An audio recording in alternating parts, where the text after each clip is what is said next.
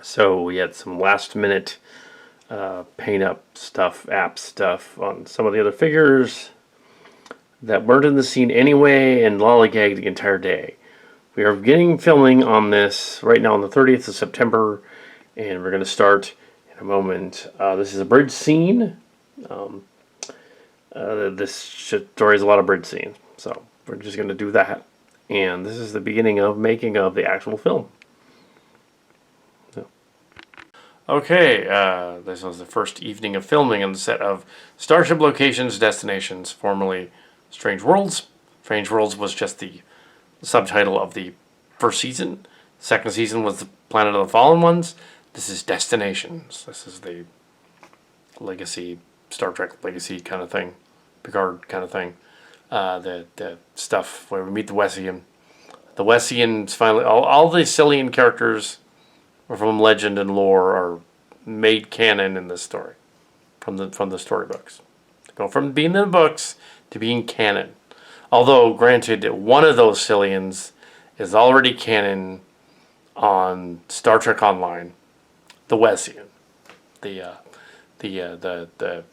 mirror Borg commander guy. Wesley is the Wessian, modeled after the Wessian. On the show, I think they call him Wesley, but he's the Wessian, and yeah, that is because one of the game developers is one of our connections from the church that also works in Star Trek, and he put him in there basically. So that's just us putting our nepotism, putting our stuff in a game I haven't played yet. I've seen some walkthroughs and run-throughs and things like that, but I haven't played it. But I have played. I watched the run-through of the one with Wesley as the Borg, and it laughed the entire time.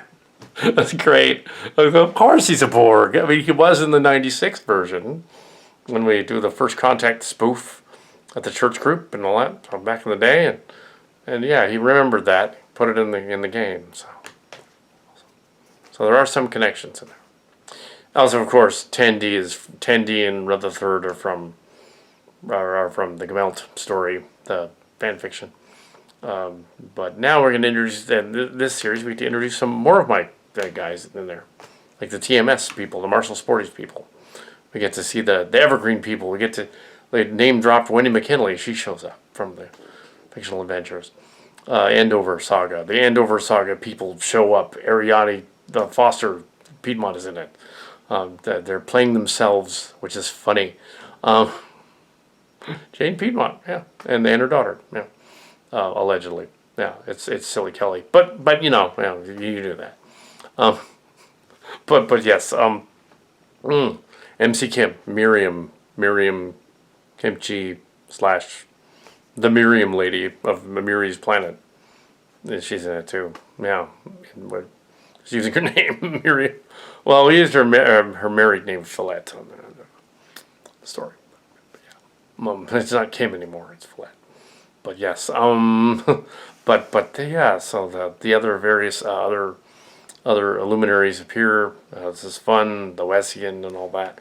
It's great to see the Wessian in the game, and we have permission to use that, actually, because we originally thought of it. So he's all, yeah, you can use that. That's your guy. That's your character. Will Wheaton character. Well, not Will Wheaton. Not Will Wheaton, but Will Wheaton's character as a Borg, and they got Will Wheaton to do the voice in the game, which is hilarious. So he knows about the Wessian as well. So he's sort of a minor Q, Mozart of Time and Space kind of guy. He's probably the guy that showed up to meet Rios in the story in the other universe, but he's not, because he's technically the other guy, the Wessian traveler guy. He wouldn't be the Wessian, because the Wessian explained to him that the other Wesley is the one that brings Rios back in the other universe. Not him. Might be making that up. They're looking for Teen Spirit. They're looking for... Smells like Teen Spirit. It's very 90s. There's a lot of 90s feel to the story. Also, we attempted and failed to get Google Earth pictures of the... Didn't do it, because it didn't work. We tried to Google Earth pictures of the different school buildings that would appear in the story. throughout. The Academy theme being one of the academies being the Marshall Sporties Academy in it, and we didn't take any of that one, but none of the other ones worked, so we didn't go there. I'm not sure how we're going to do that. My guess would be drive around town, find buildings that kind of look like it, and use them instead. Because there's a lot of funky looking buildings around that you could probably just like drive around the town and just say, okay, this is the back of the building. Because you wouldn't want to necessarily show the front labels of buildings anyway. Because even like, well, the most problematic would be Pine Hill, which is now a kiddie daycare place slash preschool. And it would be creepy to go back there and go like, oh, right, I'm just going to walk around here in my old high school. And yeah, I'm sure they would love that. Yeah, probably wouldn't. No. Evergreen would be, it's changed considerably. It doesn't really look much like it used to. It has been years since 94. The last time I saw it was 2011. It's changed quite a bit since 2011. Yeah, I visited it. I visited it in 2003 and then 2006 and 2011. San Jose State is kind of the same, except they added, of course, the Martin Luther King Library in the 2000s, and tore down the Walchrist and rebuilt it. They tore down for the student union and half of it and rebuilt it as this huge monstrosity. That thing looks cool. There's lots of San Jose State buildings you could use. But would we want to go down there just to show that again, just to get photos of the buildings that look funky?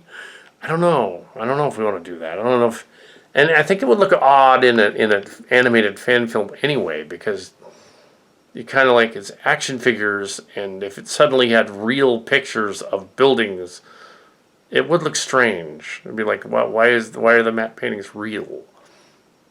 That's opposed to like an animated planet or an asteroid field or a ship or something, which is clearly not. It's clearly unreal. It's uncanny. It would look strange if it suddenly wasn't uncanny and you were standing in the live-action San Jose State building. That's where we are. Yeah, you could use footage from the conventions when I went to State, the convention center, but that would look weird too. Yeah, that wouldn't look like it now. Yeah. Yeah, it would just be strange. Yeah, and I don't think anybody else is gonna, we're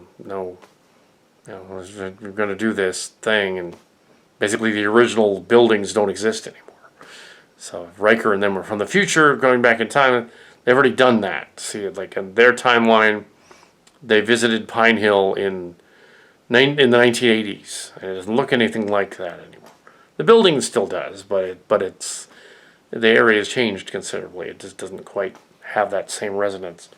Evergreen either, and San Jose State either, which is the least changed. San Jose State on the inside, yeah, they're all changed quite a bit actually. But State still has the tower and all that, and Evergreen still has some of the old buildings, but there's a lot of new buildings in front of them. And there's probably something you can fudge. That's this season. That's post-production stuff, though. If you wanted to, we just started. Literally just started. This is the script where they go to the Miri planet, the planet of Miri. But in this universe, it's Miriam's planet. So we didn't just change that for copyright reasons or Lucky Clerk for copyright. Well, kind of, but also we changed it because. Why would it be named after Miri? It would be named after, well, maybe her full name was Miriam, so we're just implying her full name was Miriam. She became the queen of the planet after Kirk left, and her descendants became other people. They've remembered the planet named after her. That's all. It's been over 100 years since then, and much more than 100 years. Also, it's 2404 now. Picard, before he died and became a robot in 2399, he would be 100 as of 2405. We won't necessarily get there in this story, but that is funny because 2305 is when they established how old Picard was. Of course, this is not necessarily following all that, so you don't need to worry about it. You probably have to have seen seasons 1 and 2 just to get. There was a minor script thing in here. It won't matter. The Kiriyoshi is on another ship temporarily in the story, and they said the Kiriyoshi was at the helm. No, couldn't be, because they established that Gwendola was at the helm. The helm. Yeah. Ops. Yeah. Anyway, so and we have Zero and Gwendola, and we have Peppermint. And the stuff with Peppermint is inspired by the actual guy that started the Tribbles, David Gerrold, who we saw at the convention like a year ago. And so that's cool. Was that a year ago? That's the other goes a year ago. Like a year ago. Yeah, the convention where he was at that. So we went to the current one, but that was like later. No, that was the he was at the the one a year ago, the space one. They didn't have the space one this year. Also, there's a toy show next weekend, so so we'll see about that. The Chimera thing. We're finally, the figures are out there. Finally doing things. This is an episode with Kestra and Tam. We started out the whole series. We're like, they didn't do much in seasons 1 and 2. They were like teenagers going to go to the academy in this one. So they're going to get a few more lines in this. Although immediately, I think in the next 2, they run off with 2 other ships and do 2 other adventures. Well, they're barely there. So, but oh well. But yeah, because you can't really do much with that. So this episode centers on them. And later on, some other episodes center on them. With the academy one, the other one. I think the TMS one is actually somebody else, though. It's a TMS one. The two-parter. It's a two-parter in the middle of the season. I think it's 8 or 9 episodes, but there's 2 two-parters. So there's the pilot and the TMS one. And technically a third one if you count the Flowdie and then Cillian Earth finale. And then everything else in between is... Well, you can count it's like an old Chimera storybooks thing from back in the day, 20 years ago. It's like the Chimera books, which are out of print, and which became some of Cillian Realms. So they're out there. They're in print there. You can go on Amazon and Kindle and Scribe and look at them. There's a version of them out there, but they're 20 years ago. But the stories were published 3 to 10 years ago, something like that. 3 to 10, 8 years ago for some of them, 8 9 years ago. So we have we have the Wessian going full circle. The Wessian who was introduced in those books years ago, and the Cillian space and all that, and going back to the 90s, ends up in Star Trek Online as the Wesley guy. It's the same guy. It's the same dude. That's who it's supposed to be, Wesley the Borg. And he ends up going full circle and ends up back in the story Starship Locations, which started it all. So, yes, they're looking for Teen Spirit. Because apparently they like Nirvana. Well, they probably don't like what happened to Kurt Cobain, but they like Nirvana. No, it's probably that it's creepier sounding than it actually is. It's what's that expression now? Creepypasta. But no, there's another expression. It's cringe. It's cringe. That's because it's cringe. But science fiction horror comedy often is cringe. It's uncanny anyway, so it kind of goes with it. It's like, uncanny. We might do something more after this. We will see how well this goes first. It took forever to start this today. It was like evening already, and we want to make sure that we are overselling it. So yes, this was cool though. This was well done. I think we have good footage, lots of good footage. I made sure to set up the scenes in the tradition of Mark's cards, so it wouldn't be. So quickie making of. this was all the bridge scenes in the pilot episode 90-minute movie of Starship Chimera. Season 3. Starship locations, technically. Chimera is season 1. Chimera, okay, the Chimera miniseries in 2019 was always thought there were going to be, we should have realized there weren't going to be more. There were going to be more after the three 1 hour stories we did. The 3 50-minute stories, episodes together, make up a miniseries of the Starship Chimera, the Destiny device. But several years later, production began on the sequel. Starship Locations was going to be the series. And that around the time of Star Trek Picard Season 2, I think was when that was, and the beginning of Lower Decks. And so around that, and Discovery Season 3 and 4. We were going to do ours, Starship Locations, and we were doing all Transformers mush as well. So we wanted to do that too. So we would go either or. So we just completed a Robotech Meets the Transformers miniseries, about the same length as this if you put all the stories together. And so we started up on this with the sequel here. The second season of the series was called The Planet of the Fallen Ones, or The Fallen Ones Saga, based on a Cillian book series.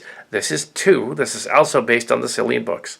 But the story premises they go to visit in the stories, in these episodes, are updated versions of elements of previous stories. So we technically do not need to, mainly Phantoma and Clerks, the Fearful Symmetry, the Arbiter, stuff like that. This story, which has some new elements, but it's basically an evergreen episode. The one with State episode. One of the Martial Sportist is a Martial Sportist episode. Flowdie is a Flowdie. We've done those many times in the storybook. There is therefore no reason to make these a novelization. They go in the same direction as the other stories do. They forward a new cast, yes, but there's no reason to make a novelization of stuff that we're kind of treading over the information that's already been in Phantoma and Clerks and stuff. And it follows up on the other stuff. So if you did it, it would be confusing, I would think, to do that. To return to those places again that we did in Phantoma and Clerks, like the Mob Planet and the Roman Planet. We've already been there. But not in live action form, not in this form with the action figures. So that is different. So So what these stories basically are is those two in particular rewrote other elements of other Chimera stories, rather than with the Transformers mush, where we wrote elements of stories that were somebody else's Transformers fanfic and we filmed it. It's different. In this case, we took our own fanfic and rewrote it as modern episodes, basically. So yeah, it's already done. It would be weird if we did another, a storybook based on it. It'd be much more fun to do a storybook based on something else, and not do that. This as a movie miniseries, it flows better as a movie miniseries. And although I've only the 6 bridge scenes initially, and this one is not a barometer of how good it looks. It looks good from the dailies. It does. It looks like fun. We dropped right back into the characters like it was yesterday. Even though it's been over a year since we did the Transformers Meets Robotech. It was in April 2022. Dropping back into that like, oh yeah, Dax and everybody, we're right on. Also, this scene at the end here is not in the script, but I felt that it has to be. And then you go to the brig scene. There's a brig scene afterward. So it does end kind of like the Robotech Meets the Transformers ended. And it does end a little bit like the Planet of the Tribbles. This is kind of a pseudo-sequel / flyer episode. Now, back in the original Cillian saga, it's this being a flyer episode. And this being just the bridge stuff so far. The flyer was not the big deal back then, in the 90s, during the Deep Space Nine era.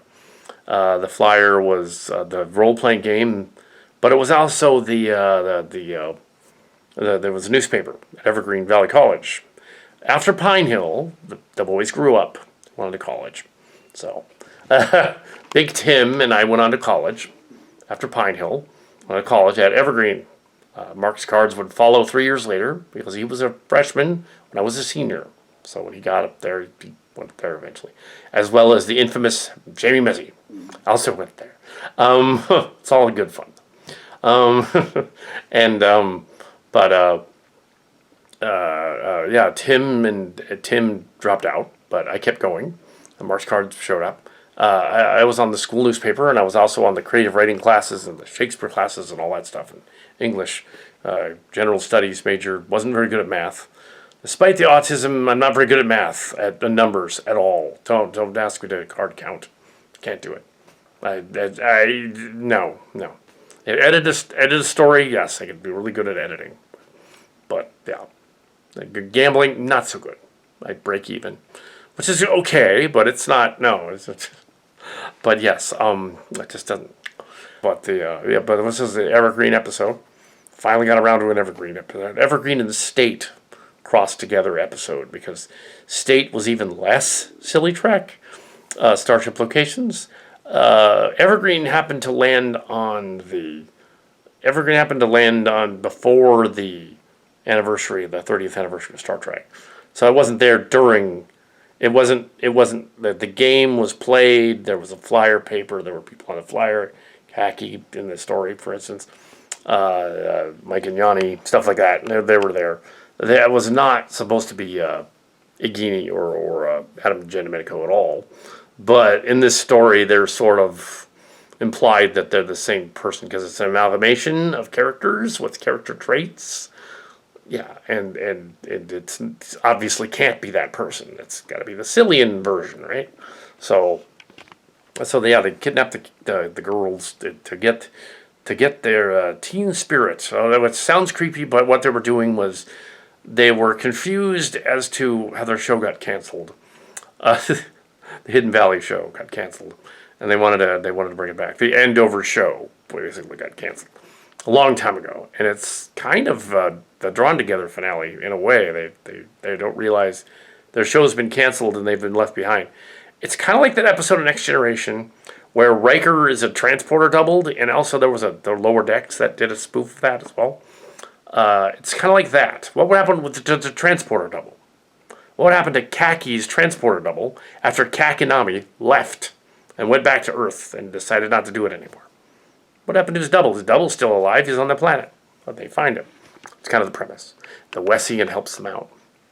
And also to clarify that the Wessian is not specifically the Borg Mirror Universe king. It's not really the guy from the other series. Otherwise, they don't call him the Wessian in the game because obviously some fan fiction story we thought of. They can't include that. No, they're not going to. They did include the Dreadnought class starship though. The Trek Yards just did a thing on the Trekker, which is awesome. Not the Trekker really, but a ship that looks a heck of a lot like it. And rather than being one of those dorky fans that goes like, "Hey, you guys, you stole my GMs too," it's like, no, you didn't steal my idea. Your idea is better. I was like, no, your idea is cooler. If I could have done this in 3D paint, it would look like this, but I made it out of cardboard. But yeah, so I'm good with it. I thought it was cool. But yes, better job than mine, certainly. I think they had Doug Drexler help them. I mean, he's an actual Star Trek designer, so I was like, well, they got Doug Drexler. Of course it's going to be good. They get Ryan Church to do it, of course. And some of the fans might say, well, I knew you were complaining or something about thrilled as well about the Picard Season 3, Titan A and all that. Yeah, they read her stuff. Absolutely. They did. And they're like, yeah, the way you described your Titan A as the Shangri-La class, we're just going to do that. We're going to contact the guy that wrote that, Ryan Church and Drexler. And they did, and he said, okay, Ryan Church will design, he's an actual Star Trek guy, not somebody like me who's not really in the know, an actual Star Trek guy, and he said, yeah, use the Shangri-La class, I'll update it and make an Enterprise, the Neo Constitution class out of it. Yeah, it's the Shangri-La. It's the same ship as the wooden ship from Starship Chimera, the Titan A. So in the Cillian universe, the Titan, the Luna class one, was destroyed at some point way back in the 2380s, and actually it kind of makes sense. It took them a long time to make a new one, though, didn't it? Not until 2040 something. It's a long time to get to the A, really, in their universe, or the A was always around as some version of the A. Maybe it was retrofitted a couple times. But yeah, to 2386 to 2401, that's a long time. I'm guessing that the Titan A from the Chimera movie in 2019, set in 2388, that the ship was damaged sometime after the Mars attack and rebuilt. Yeah, as the Shangri-La one. So they just rebuilt it as the other one. Sure, why not? Also, it was Savik's ship in honor of I guess not Robin Curtis so much, but Kirstie Alley, who passed away a couple of years ago. Anyway, so we have and Uhura honored Nichelle Nichols at the beginning of the Chimera, the Tribble story in 2021 when we did that one, and she has passed away. So that was cool to see that honor thing, and that they put up the little 5-minute clip of her talking to Nog as a special on there when she passed.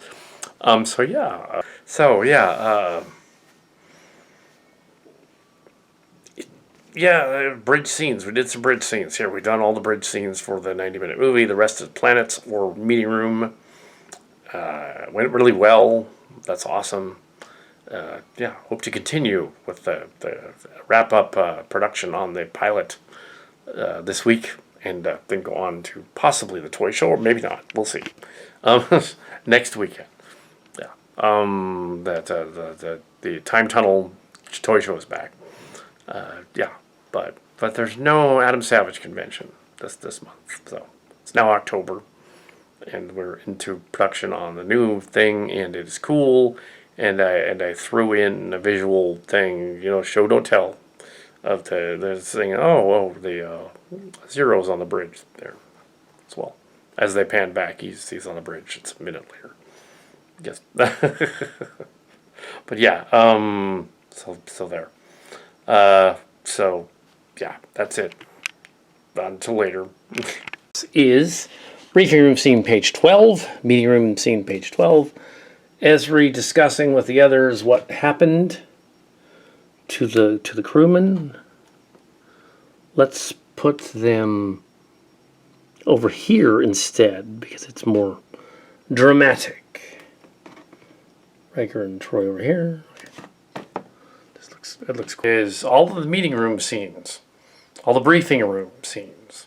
There aren't very many, so we're gonna do all the briefing room scenes for all the shows. So that's what this is. That's what this group is started. We're going to start with the pilot, the episode, the Onlies Legacy, and opening the scene, and so that's awesome. And also I looked up the Star Trek Picard show. That started immediately after production wrapped on putting together these episodes. These episodes were written between December and early February. Between mid-December and February 5th. Picard show season 3 started 2 weeks later. So, no, there's no connection other than we kind of knew some of the stuff that was going to happen, so we didn't want to cross paths with them, so we didn't do... We thought the Bluegills were going to show up from the previews and stuff. And so we weren't going to do that again. But we were going to do the Bluegill Tribble guy. Turns out they didn't do that. Turns out it was a Borg thing. So yeah, it was before, yeah. So this is going to be the sick bay scene. They're not in the shot.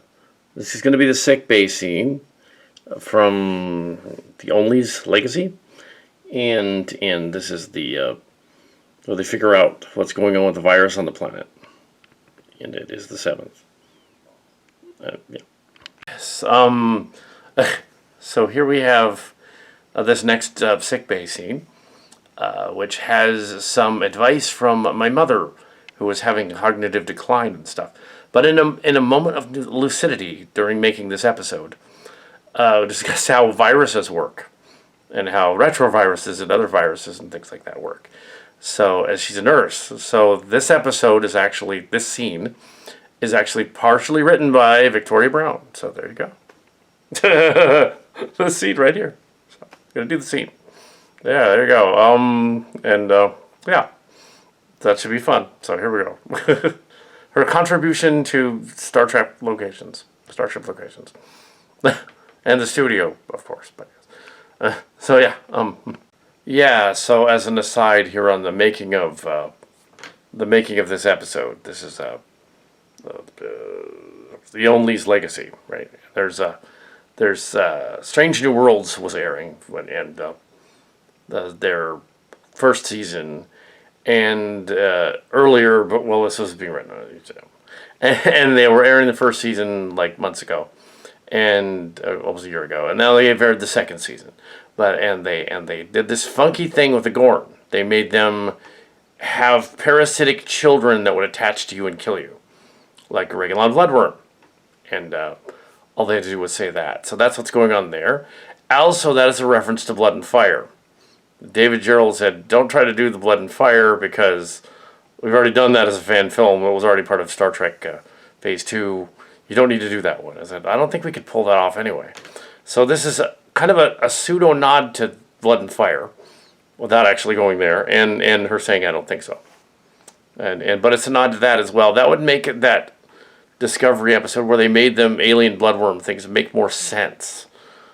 If they and they didn't do it in season 2. They didn't say, they just kind of ignored the small ones invading. It's a bit no whatever. Maybe they can. Maybe in season 3, in the second half of the Gorn episode. Maybe they can say, oh yeah, we got this birth thing all wrong. It's bloodworms. They've infested them. It's an offshoot of Gorn that are infected. But if they do that, that would actually explain that. And they'd be able to say, okay, this isn't the Gorn that Kurt met. This is a plague version of the Gorn. They're messed up. Yeah, and we're not doing that in this episode. But I was just saying that in Strange New Worlds, in order to redeem that silly alien thing, because they wanted to do alien for some reason. Could have made it a different species entirely, because no, xenomorphs, that doesn't make sense in Star Trek. Wrong universe. So yeah, and here it's kind of referencing that, but it's also referencing David Gerrold saying "Don't do Blood and Fire." Yeah. So yeah, let's go back to it. Hey, yeah, the scene that Mom wrote here. In an act of lucidity. He came in the chair and said, "I want to talk about viruses." So I put it in the episode. So here we go. Okay. I think she was thinking of something else. But so hold on a second. Okay, we can chalk this up to yet another example of Star Trek predicting what we were going to do. Yeah. This would be an example. These stories were done being written a week and a half, 2 weeks before the events of Star Trek Picard Season 3. So we didn't have any clue as to what Star Trek Picard Season 3 was. We entirely based anything we might have had on if we did anything. We referenced Borgs and we thought bluegills were going to be in it. So we got that wrong, but the other part we didn't get wrong. Interestingly enough. Apparently, yeah, this story, the gag here is that Wesley Crusher, the alternate Wesley Crusher from the Borg timeline, he's the Cillian that was infected with the virus. He's Typhoid Miri. I'm sure we can discuss it on Not the Ready Room later on, but yes. And so, yeah, the son of Beverly Crusher is responsible for the actions going on in the story in this episode. Guess what happens in Picard Season 3?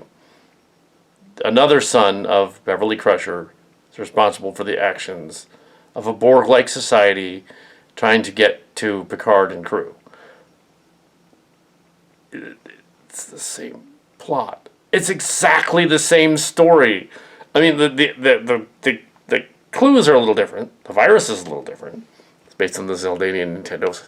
And the idea that the children in the story tried to take over the fleet as being assimilated is also in the story. And that's what's going on. Is assimilated. And this story, although the story takes place 3 years after the events of Picard season 3 to line it up, fix the timeline. And this was written before Picard season 3. This was not changed at all since February of 2023 when it started. And it wasn't added to, unless we decided to throw in a gag here and there saying, "Oh, Picard and other crew." So we are on the same wavelength as Terry Metalis. We are right on the same wavelength, right on the razor's edge, right there, right there. Ours is a little lighter though, more comedic. So if you wanted to, you could say, "Oh, this is a spoof of season 3 of Picard." It's a spoof of that series. You could kind of say that. You could kind of say like they just did a better version of the spoof of the thing. But it's entirely different. It's a Cillian space thing. It's Cillian planets to go to and all that. There's more planets in this one than in Star Trek Picard season 3, because they didn't want to go to a planet. They didn't want to do Earth again. So, and no, they did not rescue Rios in the Picard show from the timeline. But yes, Gerardi Borg does appear later. So there are hints to the later. This is the pilot episode. This is the Onlies Legacy. We go to the Onlies planet, and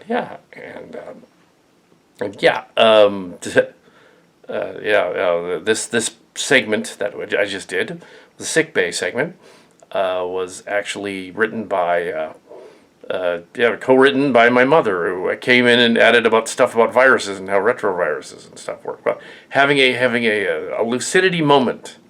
She has a dementia, but she had a lucidity moment, and she was like, "I want to talk about viruses," so she went on about viruses and stuff. But then I also want to talk about like the kids and stuff, and how like working, your kids were latchkey kids and all that and stuff, and I kind of put that in there with the Riker part and the Riker and Locarno, and having Riker raised the kid completely and essentially homeschooled the kid, and completely different lifestyle entirely for Kestra, and Locarno couldn't do that, so he was like a latchkey parent, and he basically said, "Oh, I can't be around. Well, we're on missions and stuff. I have to, like, other people raise our kids." It's kind of like when we were, so we'll send it off to like private school and stuff or whatever. They were around though. Our parents were around, but they just think they weren't. Otherwise, we would have gotten into trouble. So it's kind of fun that there's these two little scenes in there that essentially Mom came in and was an advisor on that scene there, which is awesome. So this goes up on the internet, and the history thing would be like, "Oh yeah, there's some of that in there." Oh yeah, isn't the first time. There were other episodes where there was a little bit of an add-in to stuff as well in the Cillian Realms saga and in Chimera. There was another Chimera scene years ago, doing the original one, where she came in and gave some advice on what that was going on. Dad too as well, back in the day, on the Cillian saga. But yeah, not as extensive as this part here with the viruses though. That she was like going on about viruses. I was probably thinking of COVID, which is a retrovirus, but it's SARS. I was probably thinking of that, but it's SARS-23 basically. Coronavirus 20. The newer version should be called COVID-23 and 24 technically. It's later. But yeah, it's a form of the flu virus. In the story, the Zeldanian Nintendosis in the story is a silly Trek thing. Without messing with the copyright there, Zelda and Nintendo, Sega and Nintendo, interesting crossover there. How does that work?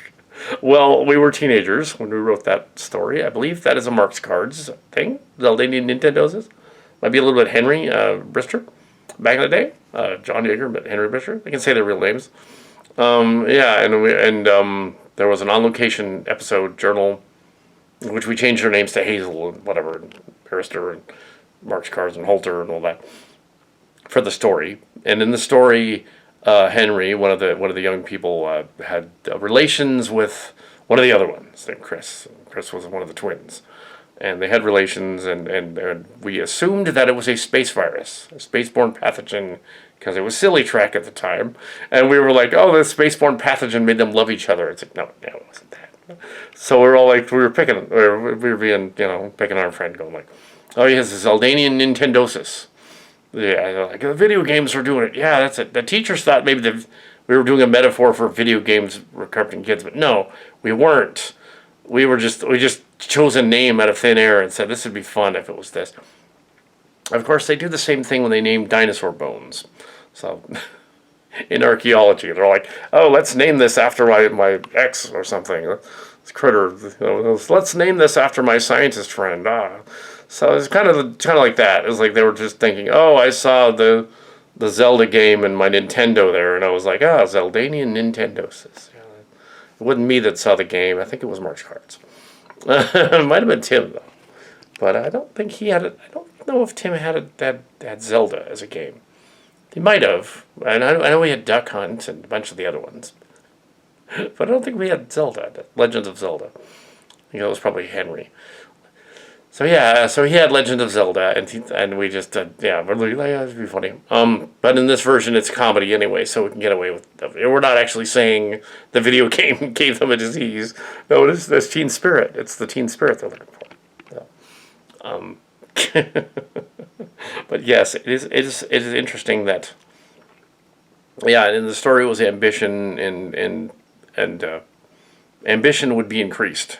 Kind of sounds familiar, doesn't it? Kind of sounds like over there in All Transformers Mushland on the other show that they had a planet called Wrath. That was the third version of Unicron, kind of a lesser Unicron, in the Wrath planet. And you'd go there and you'd go kind of nuts because you'd go on the Wrath planet, which was fun. So we'd have that, and that would do that too. So the Autobots would get more ambitious and more. But also more depressed if they weren't. And the Decepticons would get more ambitious and think they're in charge of everything. So to do the other thing. Also, the Borg, our version of the Borg, before the Borg. Yeah, that we've been there over that road before. We thought of the Borg, cyborgs with nanoprobes and all that stuff.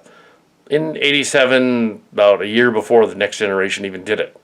But we were thinking of the Terminator, and other stuff, and space viruses. So we were thinking of that. We were probably thinking indirectly of AIDS, because it was the 80s. So we were probably thinking of AIDS. AIDS, and that's probably what it was. Yeah. Because everybody thought about that back then, the 80s. It's a virus. It's a virus that kills your immune system, those stuff. But in this version, the Zeldanian Nintendosis is not AIDS.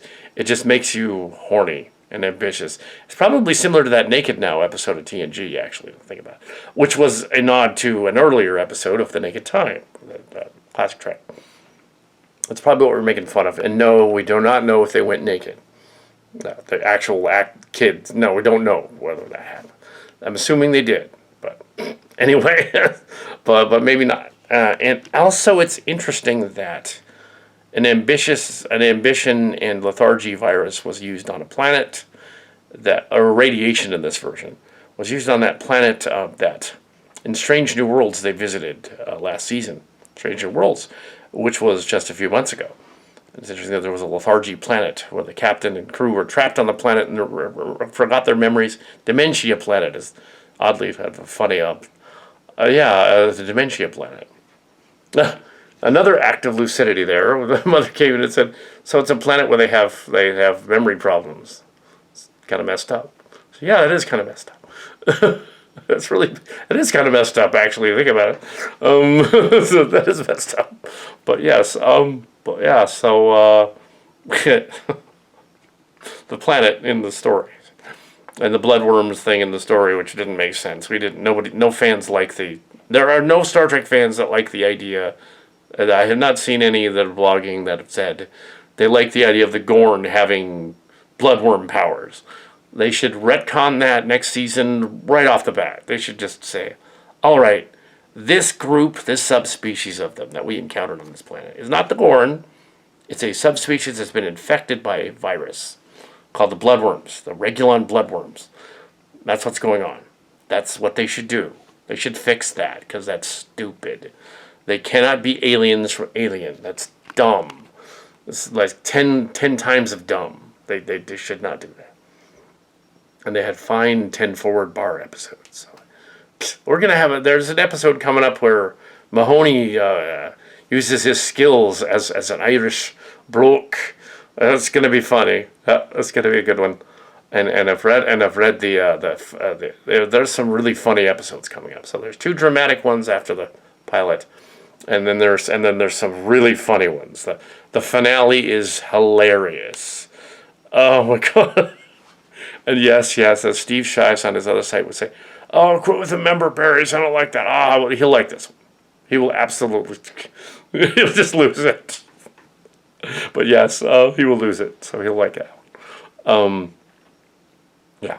So I'll ramble on about that. This is the episode about the Zildanian Nintendosis viruses, kind of like the Wrath Planet. Kind of the reverse of the Wrath Planet, if you think about it. Ambition goes the other way. Makes everybody ambitious. They're looking for teen spirit. And Wesley is the Typhoid Mary. Oh, no, Jack Crusher is the Typhoid Mary in Picard. Yes, that's true. It's another son whose age doesn't line up, but like on Lower Decks, their ages don't line up either. The actors playing the characters on Lower Decks are at least 8 years older than the characters they're playing. So yes, the Noah Wells, Tawny Newson, and the others, and all of them on the cast of Lower Decks, are playing some people in their 20s.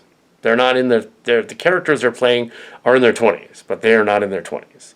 It's the same thing they did back in the day when they do teen comedies, the boner comedies and rom-coms and stuff back in the 80s, and they would cast like 20-something people as teenagers because they didn't want to get in trouble. And also the pay, but pay wasn't, evergreen set. Yeah, we're on the planet. Ooh, so let's start filming a scene. Legacy of the Onlies. We just get to page 29. We're on the planet. We're on the planet's surface. Legacy of the Onlies, and we're done for the night. Doing this the toy show tomorrow, Sunday tomorrow. Exciting event thing. Kal Kat Marks cards. There was no preview show to announce that. We're just gonna go and then you'll see it. But yeah. So we're doing this, and this is the scene where they go down to the planet, and things work out, and and yeah, it's a silly track episode. It's not drama. It's supposed to be comedy. So we have our hapless characters of Evergreen. Actually, this story pays a better homage to the Evergreen stories than the one in the Cillian Realms book, where they did the time travel goofy episode, of which we paid homage in the first official season of the show, with the time trapped station with the people going back and forth. There was a TMS character in that, Shadow Dancer, and they kind of were paying homage to that a little bit there too. Blogs and because time seemed to be repeating itself each act in that one, similar to that story. So that was an homage already. This is an expansion of that, although this is with a different with mostly different people. So it's not the same. It's just a similar idea. However, not time travel. It's more like they go to the planet, one of the planets mentioned in that story, and in the 32nd century future story. They mentioned the Keptera Orion guy. They mentioned the Valular Religious and stuff. They don't necessarily reference where that comes from. The Pine Hill rival thing. I added that in there. The rivals of Pine Hill. The whole churchers versus the jocks and the nerds and all that thing. The space war with the founders and all that. There's nothing really unusual to say about this scene at this point. They're on the planet. But we're on the planet, and we're on the planet set, and it's like a stage. So we can continue to be on planet sets all the way through. And if we want to do an office or a building or something, just pop one of those things down from the set and just film an office in a building. But yeah, we're on the surface of this. This is a equal parts show. I think this episode it's a 2-part pilot. I think it's equal parts a bottle show and a Planet Hell show. They go down to the planet, and they're also on the bridge and other places. I think there's probably a lot more planet stuff. So it's one of the few planet episodes this season.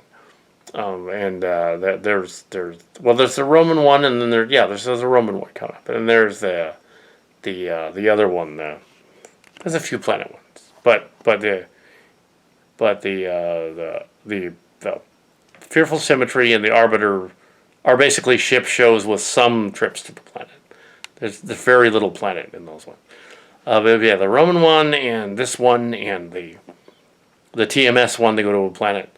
The alternate universe one where they go to the mirror universe sort of thing, go to a planet. That one, they're on Earth in the finale.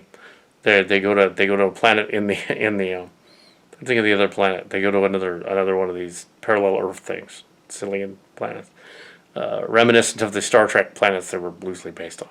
This is Miri's planet. So yeah, so they do that a lot. The other planet. Oh, the other planet is the okay. You have the Romans and the Mob planet. The Mob planet. That's right. So yeah, you have about half of them are on a planet. Half the 10 episodes they go to a planet.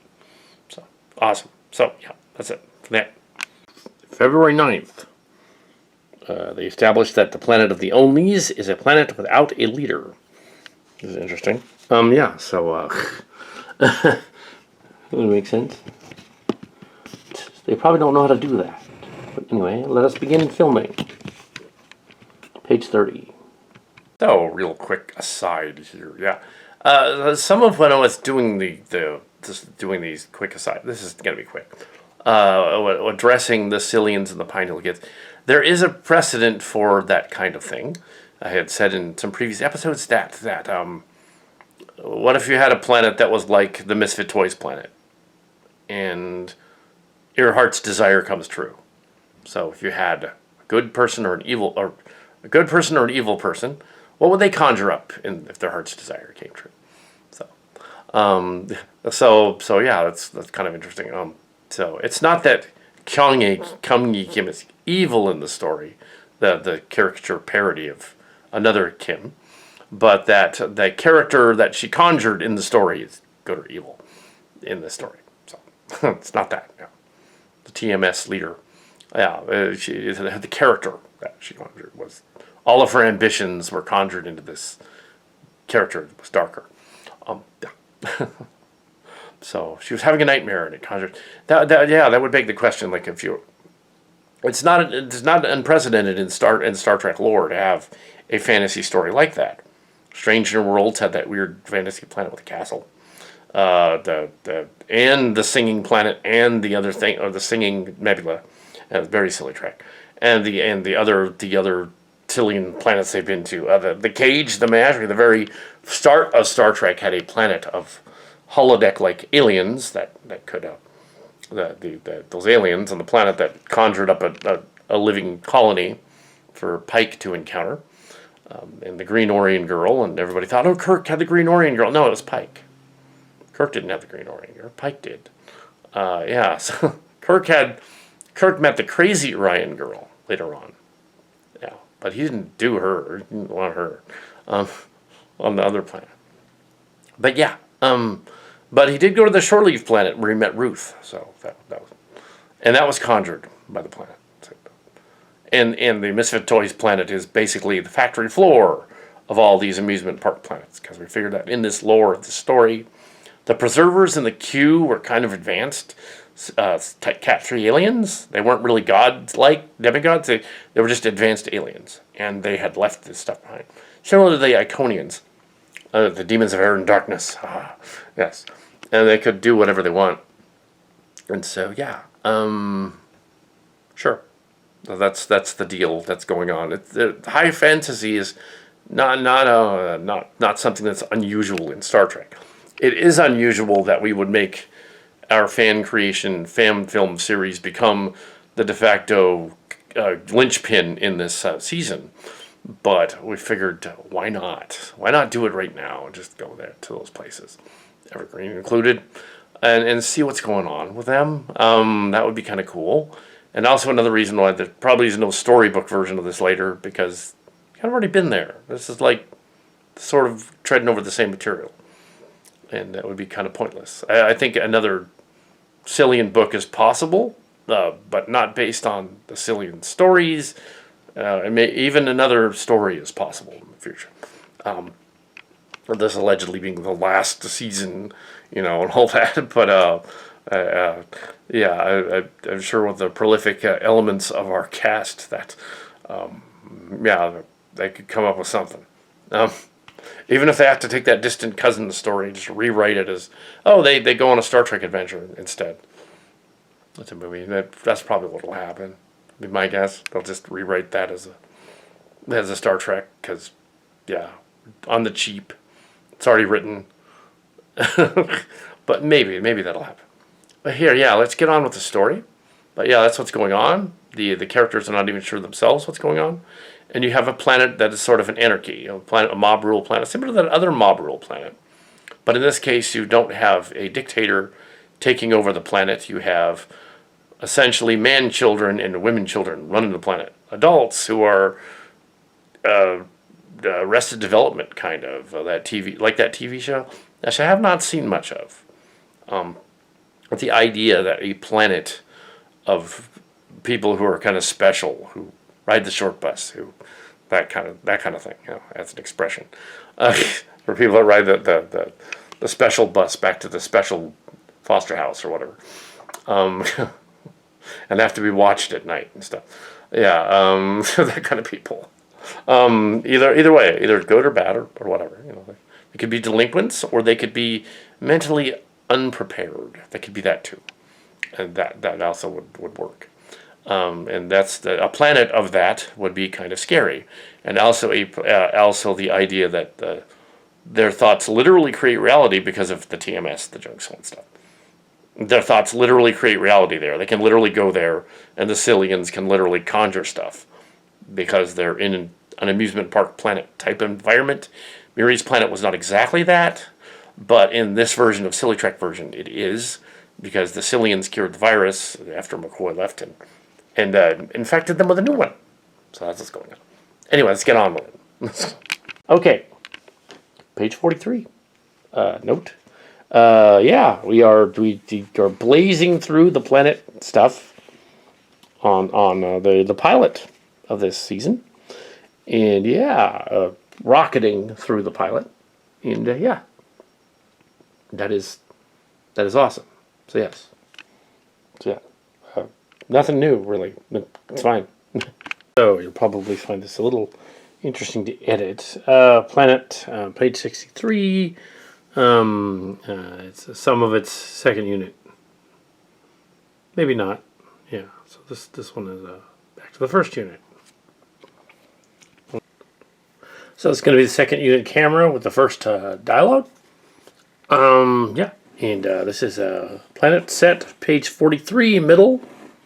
Yeah, I'm gonna go in Legacy of the Onlies Legacy. And that is the end of half of the story. Right there, the end of 3 and part 1.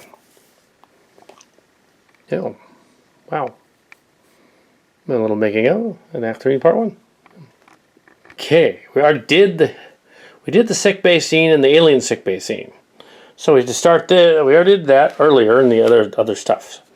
This is page 51 and planet surface. The adult crew is starting to space out.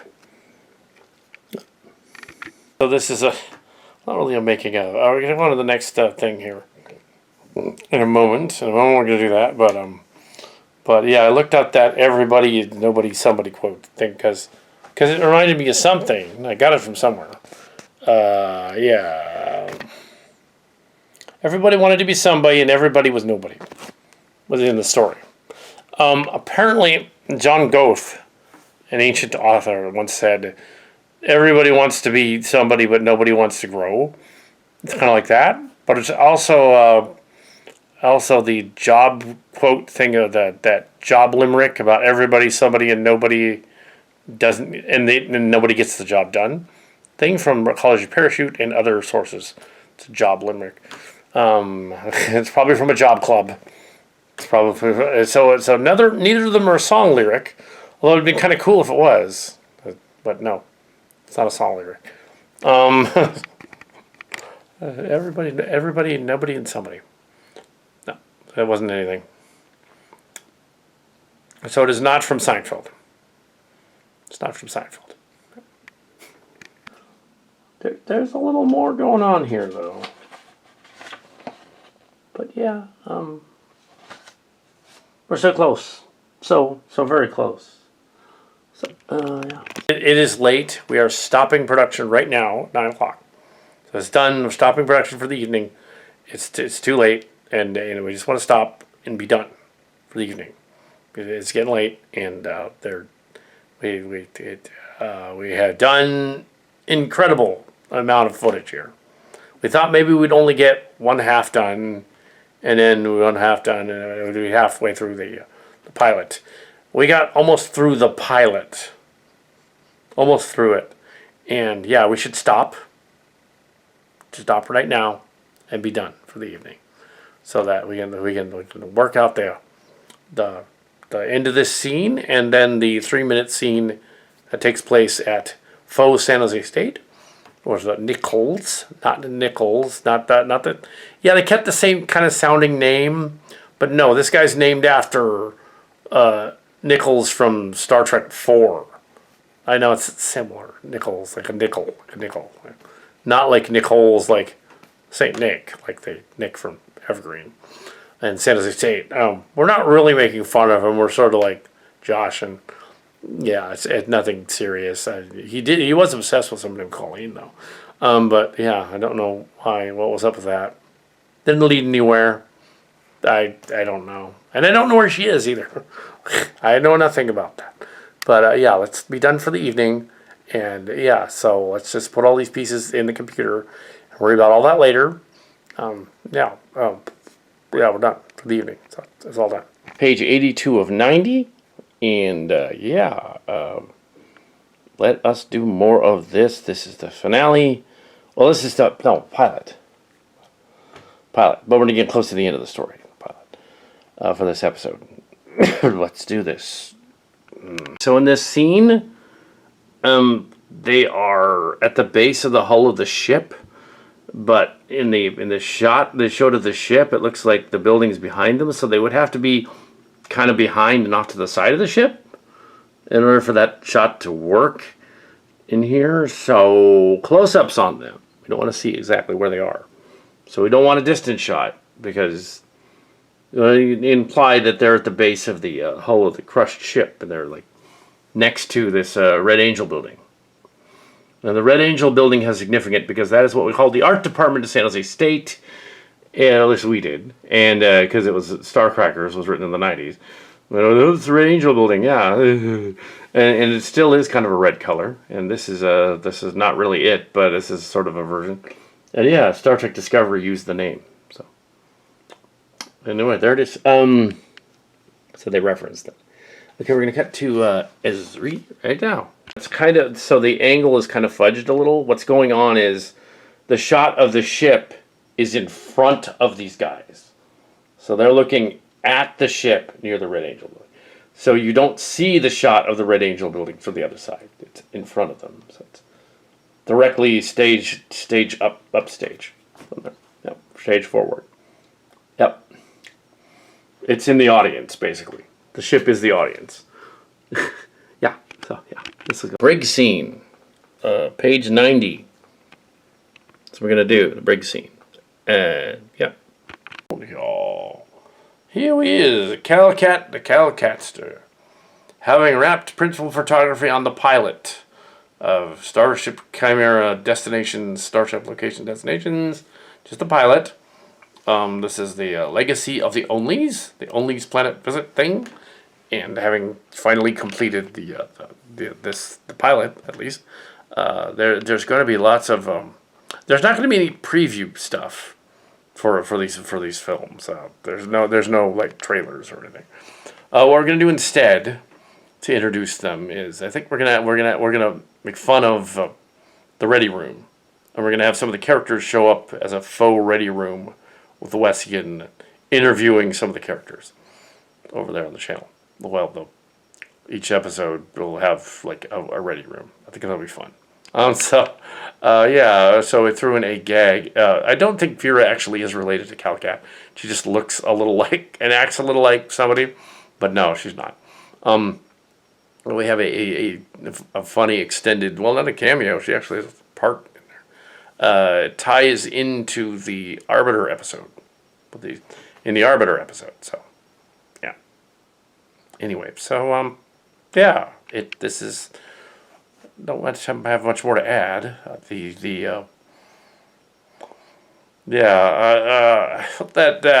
Yeah, we are using Nichols in here. We're not really making fun of an actual person here. It's there's this vague reference to this. There is somebody that was named Ralph Nichols, who was a professor at the Evergreen State, and it's kind of him, but it kind of isn't. It's an amalgam planet. He visited the planet, and the gag is I'm sure that the Colleen gag is not reference to another Carlene. Those later different person entirely, but I thought it would be appropriate at the very end of the story to imply that she actually is alive in some form. The planet regenerated her, and that they're keeping it a secret from him because he's obsessed. Well, the character in the story, not the actual, the character, on the planet. And maybe when they cured the virus, he isn't really obsessed as much anymore. I don't know. But yeah, the space virus. There was the original person that Colleen is loosely based on is not actually dead. We don't know actually what happened to her. And the captain didn't lie and make up a story about her just to get him off the planet. She wouldn't have done that. In the Cillian universe, she actually died and didn't come back because she wasn't a full Cillian. So it is possible for some people that aren't full Cillians or half Cillians, copies of copies, to be killed in the Cillian universe. So yeah, if Cal Hazel and Halter are not aware of it and they just die, they die. Yeah, they're not in charge of everything. Hazel and Halter have Q powers, but they're not. Yeah, they're actually not gods. They're just there because they have Q powers, which is funny. It'd be like if a Q died, it wouldn't. Well, the Q dies, it changes the universe because it's that silly Civil War thing, and the thing written by Pillar Son. But in this case, it's more like the omnipresent guys aren't really omnipresent. And they wouldn't tell. Also, it's funny that villains in the story and antagonists don't get what they want because it's silly Trek, and they end up failing. Well, that's a silly Trek thing. So nobody's actually getting defamed or anything. It's just that the character sounds similar to another one. Is not. It's really not an issue. In this version, he's related to a character from Star Trek 4. So Nichols is spelled differently, like nickel and dime, basically. So he's not supposed to be the professor guy, and he added that little scene on the end to say like, oh, the kind of like you're saying, well, I have permission from sort of had permission from the other person in the group, the wife, to make fun of that scene because it's funny. So I didn't, but. But then again, they're not based on anybody, right? So yeah, that's it. Yeah, they're loosely based on somebody. Therefore, yeah, he didn't really need permission from either of them, because it's not really them. And there's no way they would think anything bad of that. I don't think, or even know. I doubt that there are offspring of those characters that are watching Kal Kat stuff, or we'd even have any clue. It's like we're going to have a Jamie episode later on. It's like, he wouldn't know. He's not going to watch my stuff. The real guy would be like, I don't know anything about that. We have to have a Cillian in every episode. No, this wouldn't be fun. I don't know how well, Michael White Cloud and Yanni would like his character being sort of an amalgamation of him and Jimiko kind of combined together in a weird sort of way. And the data is that they're not even close to what they are. So yeah, it's, technically, Yeah, nickels and dimes would be closer to a Scotty action figure actually, than he is in this. He's a Chicote. Yeah, so yeah, there's it's silly track. I don't think there's any problem with it. We're going with it. That's what we're gonna do. Yeah, I doubt seriously that anybody would, yeah, complain because they're not really them. So yeah, nobody's really them. Hal Hazel's not really me. So when there's a scene where you know make love to one of the other Cillians in joke form, it's not me and it's not my ex. It's not that. It's a spoof of that. Whereas they're in on the joke. They're aware of what they're doing. They're in on the joke. So they're like, yeah, you know, this wasn't really, that would never happen in real life. But that's what a joke is about. You know, that would not happen in real life. Because I don't think that character likes boys. And the other one too, the other character that's introduced later, the talisman character, also doesn't like boys. I don't think. But even if she did, she doesn't want Kal Kat. So she doesn't want Kal Hazel in the story. So it's fine. Yeah. So I don't know why I have to over-explain my use of characters that kind of sound like people from Evergreen State, but I kind of do have to explain that, and the TMS people later. That we're not riffing on real people necessarily. They're caricatures. They're exaggerations. They're not them. They're clearly not them. So shouldn't worry about it. So we get to the end of this episode, and yeah, see how the dailies look like. And yeah, they're on a planet of android people that are amalgamations. It's like it's all probably all inaccurate. The narrator of the Cillian saga is unreliable. He's an unreliable narrator. So we wanted to do with the Rumbling. The other one's unreliable narrator. Yeah, he just doesn't know what he's doing. And that was the case with the khaki character in the other one, the Wessian as well. They're unreliable narrators. They didn't know how to cure the space virus. And there was that one line with the virus that was changed where they were at the end and they were like, oh, well, and there was a line about how they figured it all out. And I gave that line. In the script, it said, Kestra says this. And I said, no, the lady, the Fillette should say this. Because if Fillette says it, then it makes more sense. So she would know. Yeah, she says it. She explains what's going on. So it was kind of the whole story was kind of a guessing game, double cross, bait and switch thing. The whole point of the story was it wasn't altogether Shakespearean. A little bit. There's a little bit of Midsummer Night's Dream and you know, back and forth stuff. There's a little Shakespearean in here, and a bunch of other stuff. And it's appropriate because on the ship's plaque we have the Midsummer Night's Dream quote. You know, 4 days will dream around. 4 days will dream away the night, and 4 days will dream away the time. Yeah, so just Shakespeare. Yeah. And yeah, the next episode we'll do some Blake. So William Blake, the tiger, Fearful Symmetry. Yeah, so finally doing that one. This is why they pulled back on the other stuff. I don't know if we're doing that today necessarily, unless those last few scenes are real short. Maybe they are. Maybe they're real short. Yeah. So yeah, none of this is trying to humiliate or defame anybody. None of it. It's just we're having fun. Yeah, we're just as culpable as the other characters in the story, and it's just as pretentious. If Wolfie, that person, could pop up and read that and go like complain like, "I'm not Edison Kane. What do you mean? No, no, you're not. But you're just as pretentious."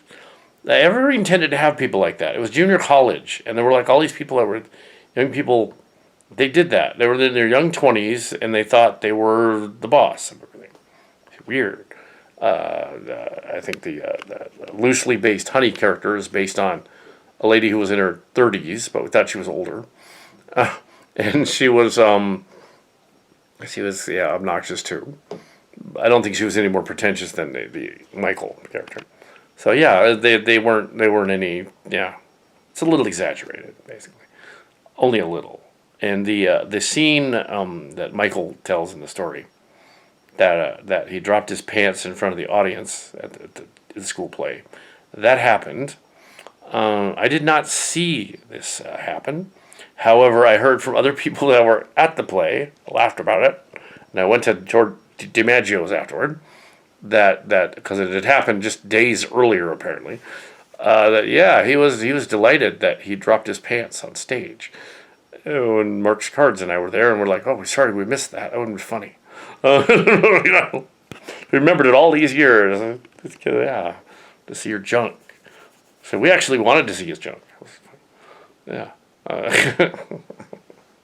But yeah, oh no, I was wearing my underwear. Oh, it's like, sure you were. You whipped it out, didn't you? Whipped it out. Which is probably a bad idea because that school is like partly a police academy. We immediately swarm in and arrest you. But yeah, yeah, not a good idea to do that. Khakis, of course. Khaki. Yeah, there's a lot of people based on people in here. It's fine. Planet is like that. And it's the Miri planet. It's the planet from Kirk that Kirk encountered. It's the planet that Captain Kirk encountered with the space plague. It's related to the space plague and the binders and stuff. Also, it's interesting for that. Well, it sure did.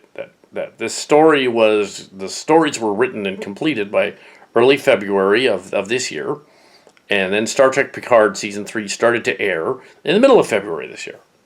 So I could not have known what Terry Metalis was going to do. I just knew from the previews and stuff. It threw in some lines about previews and stuff like that. There were a few comments and things. I knew more about Lower Deck season 4 than Terry Metalis' stuff. McMahon's stuff. I knew they're going to do a Voyager. And they're going to do a Ferengi episode and kind of thing. But yeah, so a Tuvix episode directly off the Trek Core thing. They read the Trek Core comments and they're like, oh yeah, we're going to do that. The Tuvix the Tuvix argument was big on the internet. So they copied that. They did a meme like we did a meme with Picard season 1 and the other one. They wanted to respond to it. Not directly, but indirectly. They wanted to respond to the meme, not me. They wanted to respond to the popular. No, they responded. The Colleen that Nichols knew, for instance, is not the Carlene later that I knew of from State in the mid-2000s. That's a different person, younger person. They didn't know each other. And then there's another Carlene that is the age of that other lady, but not the same lady. So there were like 3 or 4 of them, actually. In Silly in Space, there's like several of them, which is probably why Nichols, the character, is freaked out, because he's like, oh, there's all these other, I keep hearing Carlene being mentioned, and it's a different girl. That's different Carlene, different Char, different Carlene. That's like 3 or 4 of them. Anyway, so he's confused. He thinks she's still around. Well, she kind of is still around. There's a version of her, but she's someone else. Anyway, so yeah, the Star Trek Picard show introduces us to like a weird threat involving the young people who have, at the end of the story arc, they get Borg implant nanoprobes that take them over. And they try to take over all the Starfleet ships and make them all go, kind of like Silly Trek, kind of like this story, kind of like this season, really. And Jack Crusher is the catalyst. He's the typhoid Mary. He's the one that's accidentally infected the fleet. Do you think they wouldn't want to give him a uniform later on and put him on the Enterprise G? I think they'd be like, oh no, we're not letting you. Yeah, you're an augment. You're weird. No, not doing that. But no, I guess they let him because nepotism. It's probably not a good idea.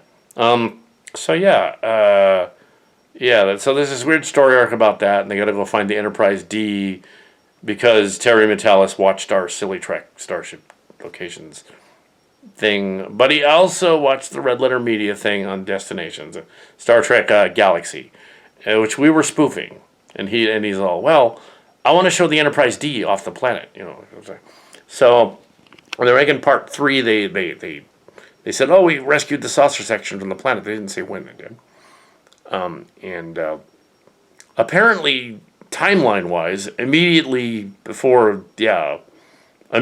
after the Chimera episode, it would have to be. So they went to the planet in 2401, even though it doesn't line up too well, and they immediately pulled it off the planet and brought it back to Earth, and attached it to the engines of the Syracuse. So I don't know how long it took Geordi to put that back together. Looks like it took him longer in the Star Trek version, but in the Silly Trek version, it's Silly Trek. He probably just cued it over there, like, and then it was there. So they lined up with the Cillian universe. This story takes place in 2404, 3 years after all that stuff. And so it actually works. It works, even though it's a little fudged. It works. And also they kind of said it was different universe. It's silly. So this is kind of a spoof of Star Trek Picard Season 3 without knowing what Star Trek Season 3 was going to be about. And kind of guessing, there's a bluegill thing, there's probably this other thing. And there's probably Borg involved, and Wesley's probably the catalyst. Because Wesley was in the last episode. So Wesley's the catalyst in this one. So that's what it was. And we're like, no, it wasn't Wesley. It was Jack Crusher. It wasn't Wesley. This is his younger brother, whose age doesn't line up at all with anything, because if it's 2401 and 2379, when did she have him? 2380? He'd be like 21 years old, roughly 21. He didn't look 21. He looked 36. He actually looks his age. He looks old compared to this other guy. So Jack Crusher, 30. Yeah, he'd be the younger son of Crusher Picard. So even there, Picard Season 3 is another timeline. It has to be. It doesn't line up with anything. Well, even the first one didn't line up properly. It wasn't supposed to be 2399 just because the other one was 2379. That makes no sense. It should have been 2396, but we've been over that. So, but they're not changing it. They're not changing it. So that's what it was. 2399. All right, and only 2 years for the visit to the planet and everything. 2400 and 2401 right there. Even though that's impossible, they couldn't have done all that in a year. So